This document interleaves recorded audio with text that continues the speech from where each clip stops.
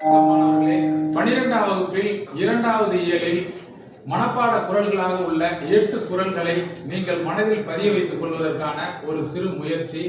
அந்த மனப்பாட குறள்களை சொல்லுகிறேன், அதை உங்கள் மனதில் பதிய வைத்துக் கொள்ளுங்கள். அன்பும் அறனும் உடைத்தாயின் இல்வாழ்க்கை பண்பும் பயனும் அது. வையத்துள் வாழ்வாங்கு வாழ்பவன் வானுரையும் தெய்வத்துள் வைக்கப்படும். செய்யாமல் செய்த உதவிக்கு வையகமும் வானகமும் ஆற்றல் அரிது. நன்றி மறப்பது நன்றென்று நன்றல்லது அன்றே மறப்பது நன்று.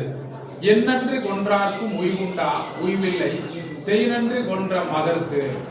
தன்னைத்தான் காக்கின் சினம் காக்க காவாக்கார் தன்னையே கொள்ளும் சினம்.